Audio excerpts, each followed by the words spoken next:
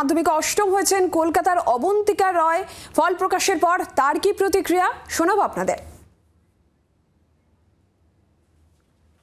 Lake টাউনে রয়েছি এই মুহূর্তে, কলকাতার মধ্যে প্রথম বলা যায় অবন্তিকা রায়। তুমি দেখতে পাচ্ছ, তার সঙ্গে কথা বলবো। অবন্তিকা, এতটা ভালো, খুব ভালো রেজাল্ট হয়েছে। জি24 ঘন্টার তরফে তোমাকে অনেক অনেক শুভেচ্ছা, অভিনন্দন। আগামী দিনে কি করতে চলেছো? আগামী দিনে তো মানে পিওর সায়েন্স পড়ার ইচ্ছা আছে, তো সেই অনুযায়ী আর সেই নিয়ে পড়বো। আর ইচ্ছা আছে ভবিষ্যতে ডাক্তার হওয়ার।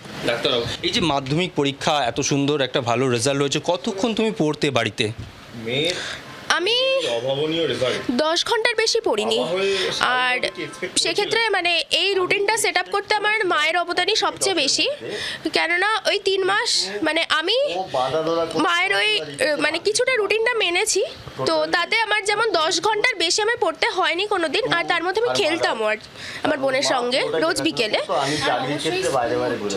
হ্যাঁ, স্কুলের অবদানটাও মানে অনস্বীকার্য, কিছুই বলার নেই।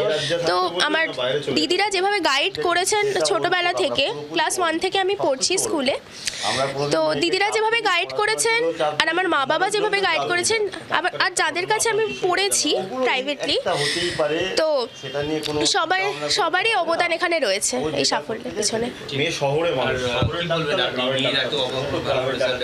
আমি ওর মানে ভেবেছিলাম যে ভালো হবে, যে কিন্তু মানে 1 থেকে 10-এ থাকবে একটা কোথাও আশা ছিল, কিন্তু সেটা যে মানে এইভাবে পূরণ হয়ে যাবে মানে ভাবতেও পারিনি। এখনো মানে বিশ্বাস হচ্ছে না আমার একদম। মানে ও তো ঠিক রেগুলারলি পড়াশোনা করে, এখনই এইচএসের পড়াশোনাও শুরু করেছে। ও পড়তে পারেনি, আমি ওকে মানে গাইড করি কিভাবে পড়বে। সেটা আমিও মানে 2 দিন টেনশনে এত ছিলাম যে কি হবে, একটা আশা ছিল। যাক, দেখা যাক এবারে। হ্যাঁ, ও আমাদের মানে আমরা বাবা মা হিসেবে ও যেদিকে যেতে চায়, আমাদের কোনো চাপ নেই যে তোকে এটা হতে হবে, ডাক্তার হতে হবে, ইঞ্জিনিয়ার হতে হবে, এরকম কোনো ব্যাপার নেই। ও স্বাধীনভাবে ভালোবেসে যা পড়াশোনা করবে তাই। বাংলার আওয়াজ, বাঙালির আবেগ, জি24 ঘন্টা।